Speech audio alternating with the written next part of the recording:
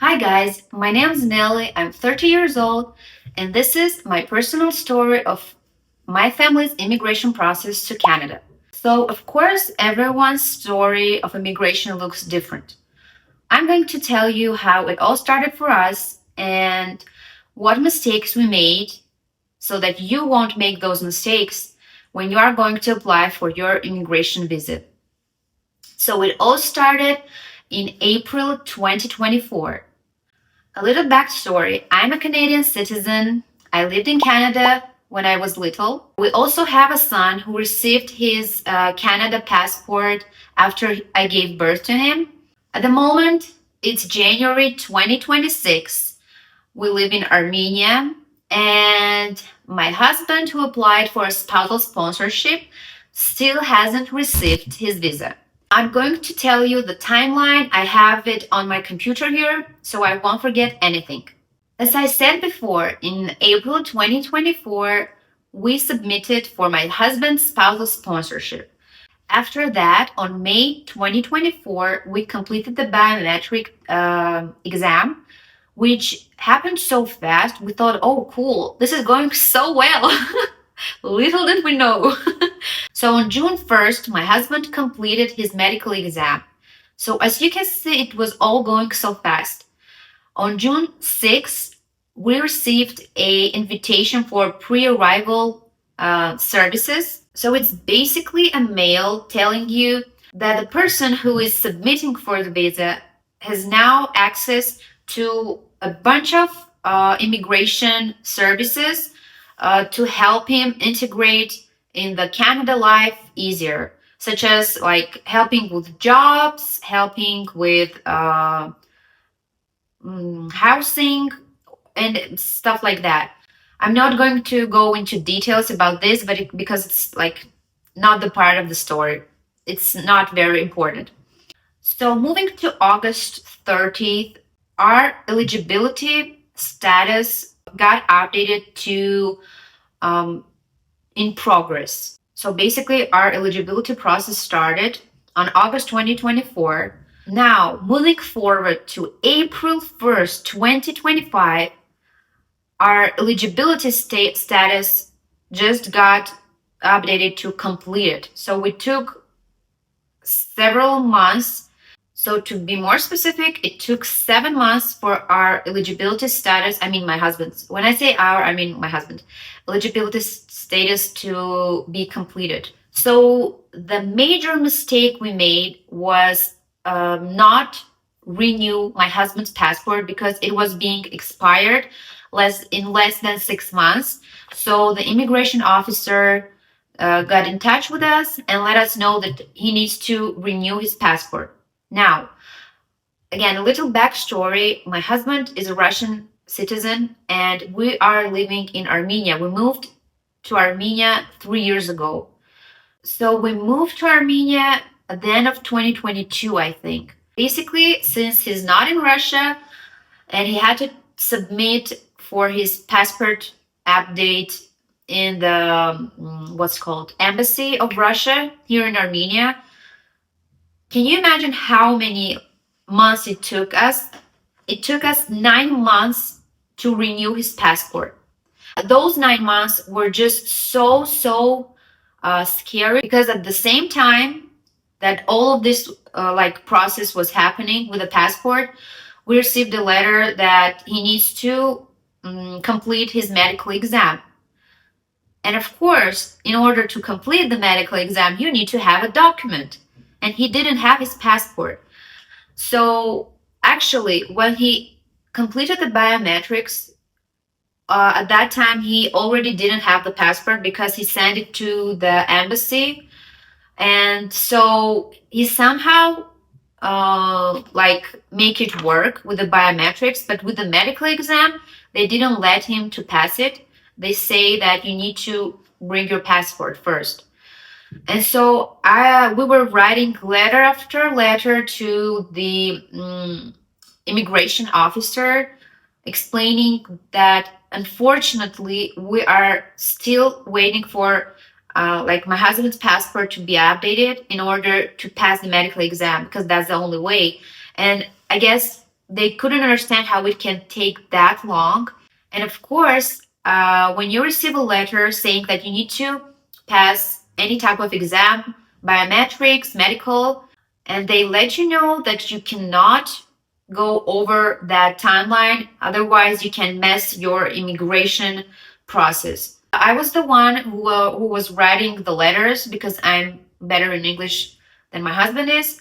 And I was asking them to give us more time and more time. So I was basically delaying the time as much as I could. And then finally, after we received my husband's passport, he went and passed the medical exam right away. But still, it took like a week or so for the medical organization to send I mean, they sent it right away, but somehow the immigration office didn't get the medical exam right away. So I had to explain that again to the officers. I think that was kind of suspicious for them. And so we basically lost almost a year just because we didn't updated my husband's passport like in advance.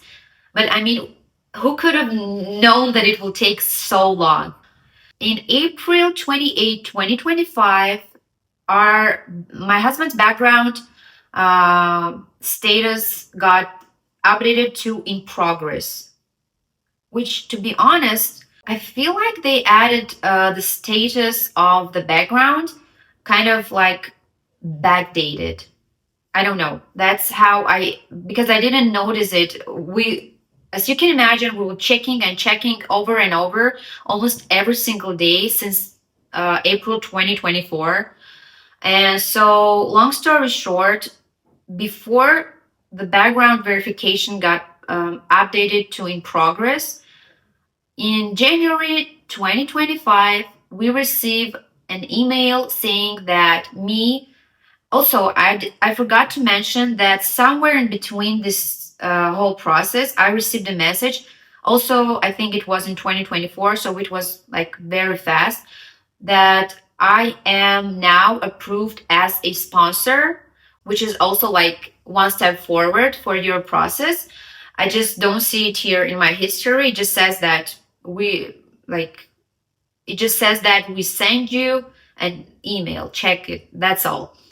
Um, and so on January 2025, I received an email saying that like they don't see the signs of us wanting to move to Canada because all the documents we sent to them were telling them that our roots are based here in Armenia very strongly, and so they were basically saying prove us that you are indeed going to move to Canada, because that is the number one main criteria for the immigration office to give you the visa.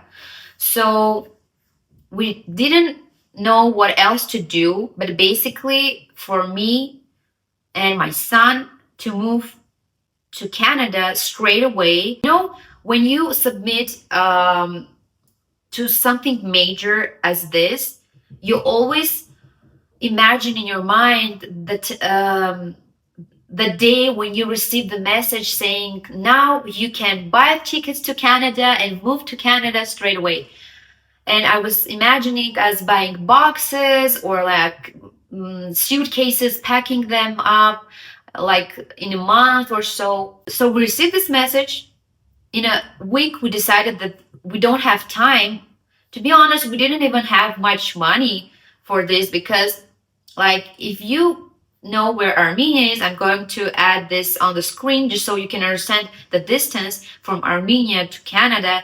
You need a lot of money to travel there. And imagine, like, in a week, we make this decision. I was so stressed, and my husband was also stressed because he's sending his wife with his son, who was at the time 3 years old, like on the other side of the world. So it was very stressful. At the same time, it's so weird because I moved from Canada 23 years ago.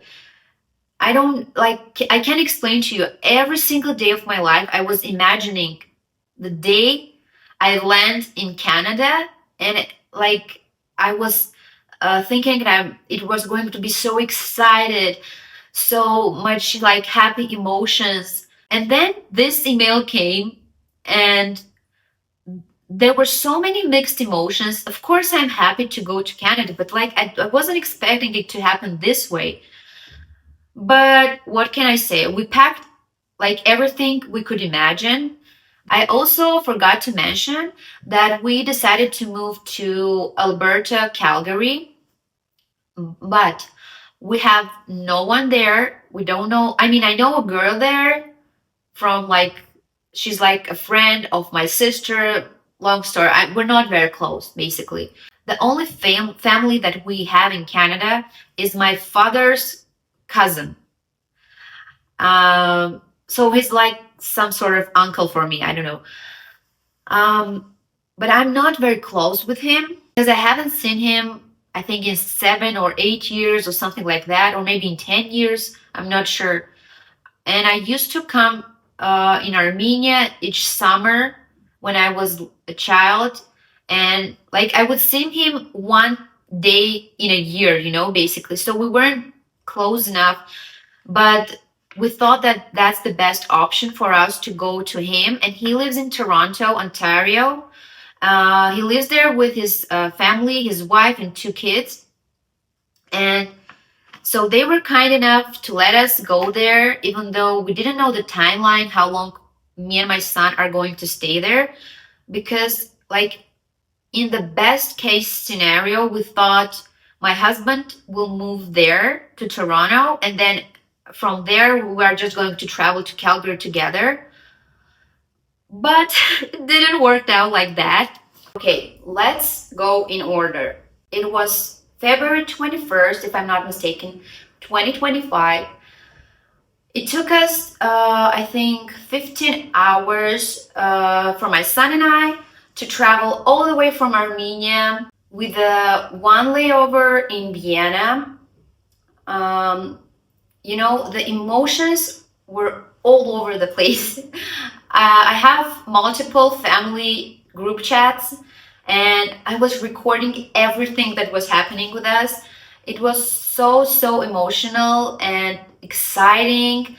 And also, the first flight took us, I think, 3 hours to Vienna or something like that, maybe 5 hours.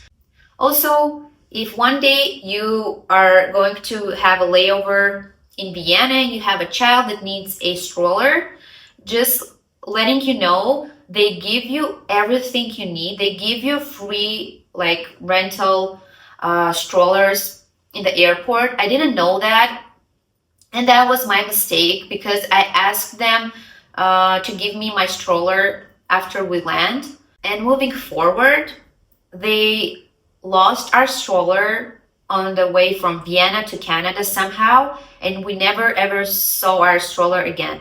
So yeah. But after Vienna, we saw our airplane, Air Canada. Like, I cannot explain to you this feeling.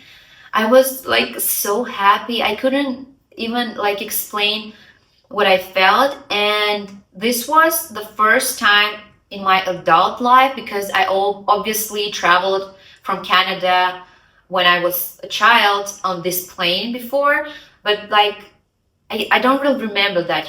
So it's basically a like ginormous airplane, which has a layover like 2 seats. And the Air Canada staff was so kind.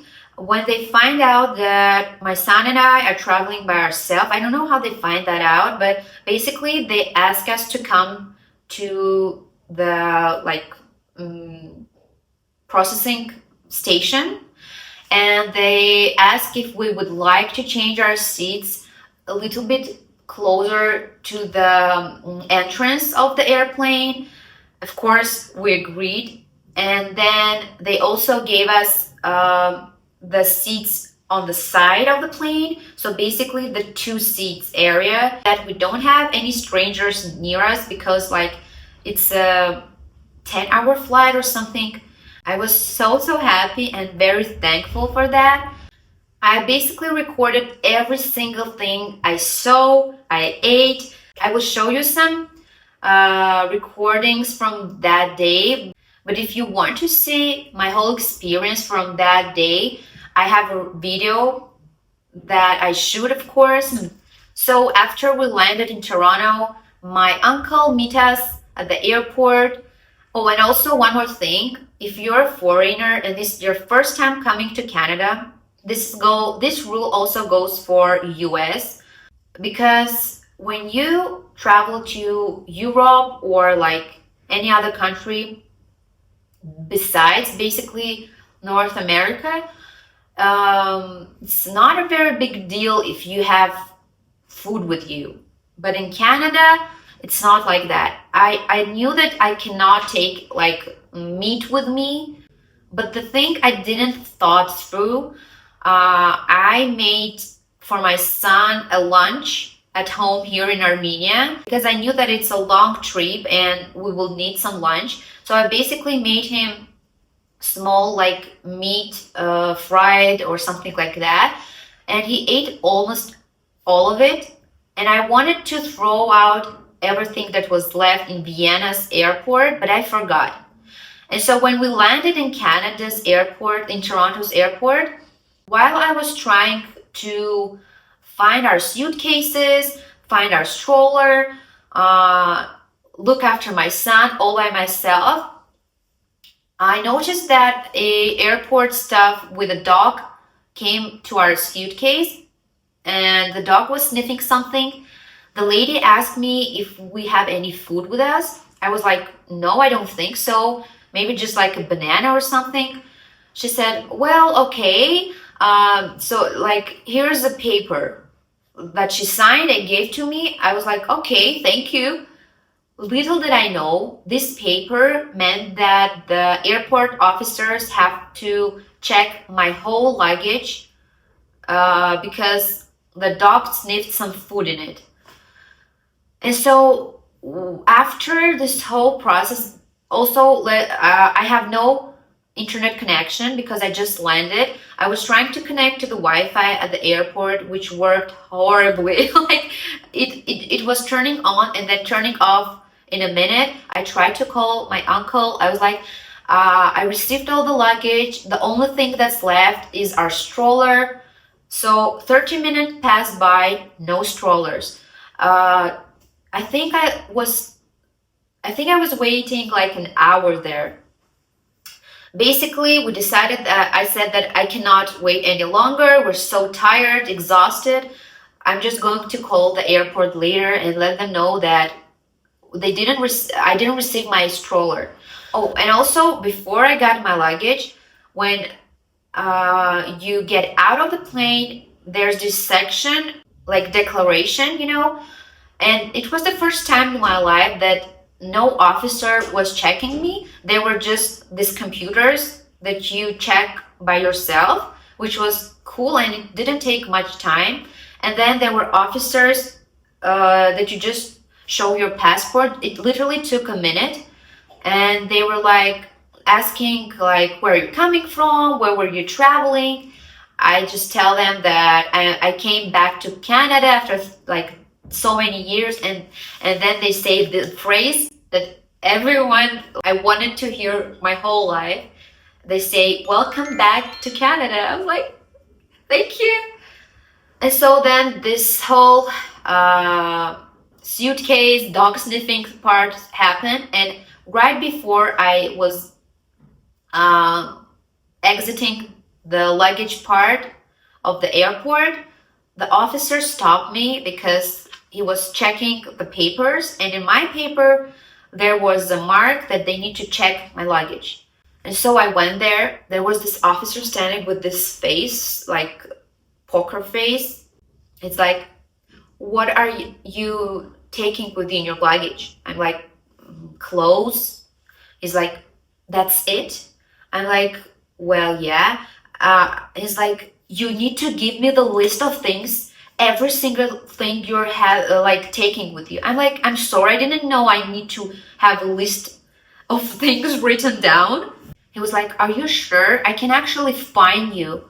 I'm like, yes, sir. I'm sure I have no food. Just and then I remembered that I took like our Armenian national like sweets. I was like, oh, I remembered I have sweets there, like candies and some baked goods. That's all. He's like, that's all. Like he was trying to pressure me, and I'm like, I'm from Russia, dude. I'm not scared of you. And literally, I took a 15-hour flight alone with my toddler. Like I don't give a about like you're being so serious. And then he was like, okay, I'm going to check everything. And then he opened my luggage. He turned upside down my whole luggage, my stuff. I was like, oh my God. He couldn't even close the luggage afterwards. He just like look it through and just put it away. And then I had to close it myself. I'm like, okay. And then we moved on to my carry-on. And as he was opening it, he was like looking into my eyes and saying, This is your last chance, lady. Are you sure you have no food with you? I'm like, yes, I'm sure. Check it. He's like, fine. So he's checking it. And then I remember this lunch that I made for my son. And he's taking it out, opening it, looking in my eyes. And he's like, what is this? I'm like, I'm like, oh yeah, I forgot I made this lunch for my son. It was this much of chicken left, just so you can understand. And he was like, right here, right now, I can find you with thousand or like thousand and something dollars and blah blah blah. I'm like, well, I'm sorry, sir. I forgot that I have this lunch made. And he's like trying to give me this lecture, blah. I'm like, yeah, okay. I think because he saw that I'm not like afraid or I'm just like exhausted. I don't know. He was like, okay, for this time, since it's not a big amount, I'm going to let you go. But for the next time, you know that this and that. I'm like, okay. Thank you, whatever.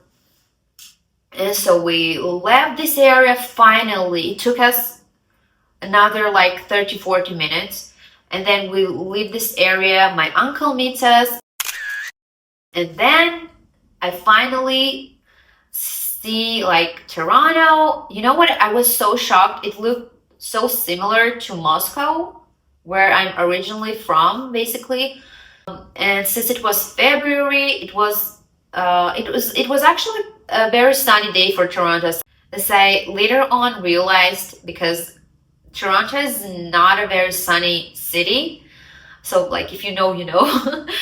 But I was like amazed about everything I saw. Like, oh my God, the car plates, the signs, and then I saw all these Canadian American stores that I usually saw on the YouTube vlogs, you know, the Walmart, Costco, and all that stuff.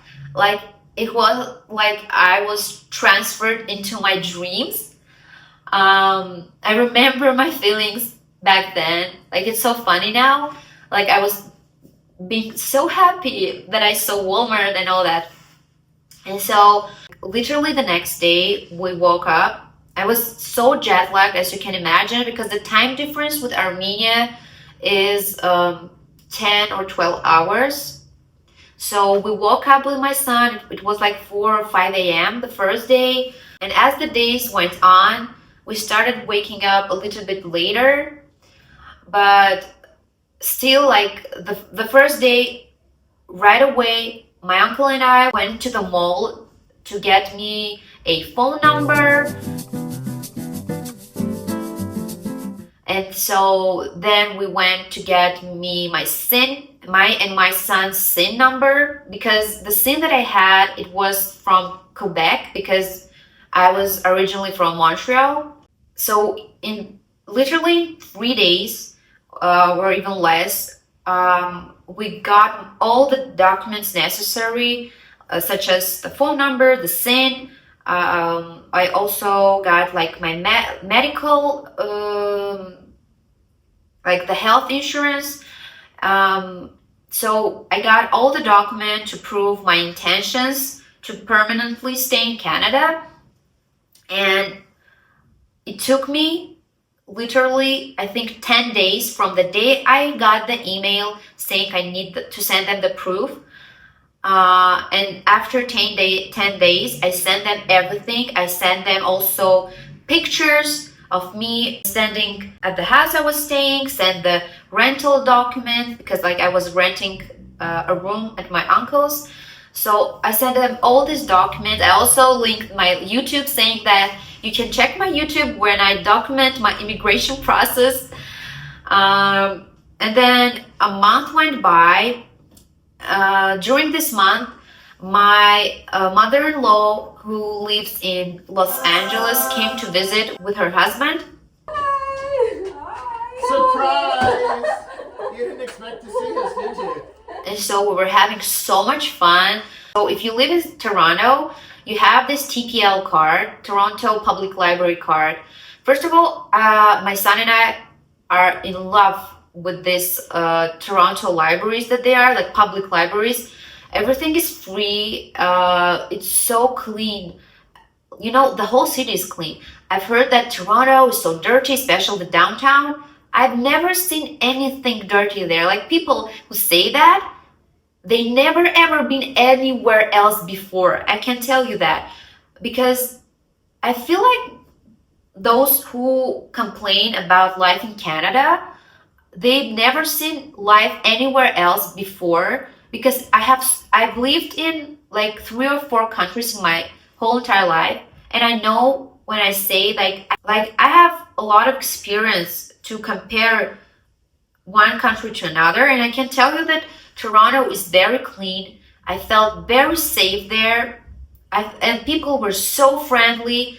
You know, coming from a post-Soviet country, seeing people smiling at you, being friendly, asking how are you, even though like I see them for the first time on the streets, asking if you need help with your son, if I'm entering the bus, and just like stuff like that made me feel so like happy, made me feel seen, and just I felt like a community there.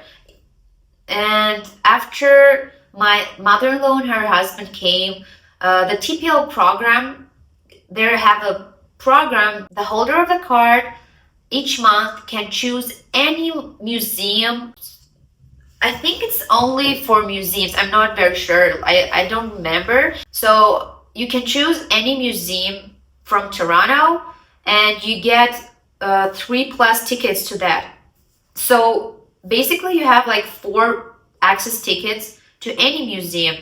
And that's what we did. We choose multiple museums and art galleries. At the Royal Ontario Museum, we were so amazed. And also, I think the tickets per person cost like $40-50. I'm not sure. And we got 4 tickets for free. It's like amazing. So we visited a bunch of museums, art galleries. I have a lot of vlogs from that time. You can check on my channel. It was such a fun time, and also because my mother-in-law rented a car, and I basically saw Toronto because of her. We also went to Niagara Falls. At the time, I didn't know that there's a city near Niagara on the Falls, or what's it called, I'm not sure. So basically, it's a winery city. When we visited there, we were amazed by the size of the houses there.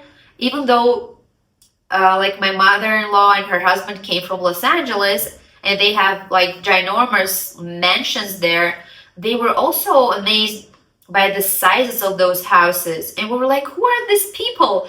And then we see these wineries and we were like, oh, that's what's happening. So basically, there are a lot of wineries, and turns out like it's a famous place, and it's such a cozy small town, like you see the movies. It was so cute, cozy. We went there even though we couldn't go on a like we couldn't explore the wineries because I guess you have to book the visit in advance. We didn't know that. And then my mother-in-law and her husband went back. And as soon as they went back, you know, in immigration, the most like difficult thing is feeling lonely. Even though I was at my relative's place, I felt quite lonely. So as soon as my mother-in-law went back to Los Angeles, I booked tickets to Los Angeles for my son and I. So I had this idea to surprise my mother-in-law with her husband, and also my husband's sister lives there. So, but I needed someone to know that we're coming, and so I needed to check if they would have place for us to stay. So I decided to let my sister-in-law to know that I wanted to come and visit them. She was so excited, and she said that of course we have place. And she said that she's going to pick us at the airport. And I remember I texted my best friend. I was like, so I bought tickets to Los Angeles. I'm leaving like next week. And she's like, what? like it sounded so surreal. The light of this video is changing constantly because it's already dark outside. So I'm sorry for this video being so long, but I'm going to make the second part where I will tell you why I was forced to move back to Armenia, what's going on with my husband's visa at the moment, and all the other fun parts. So see you in the next video. Thank you so much if you watched this video all the way through. I hope you liked it. And please leave a comment below if you have any questions. I would like to answer them in the next video as well. Or maybe I would just answer to you under this video. Subscribe to my channel to not miss the second part. And see you very, very soon. Bye bye.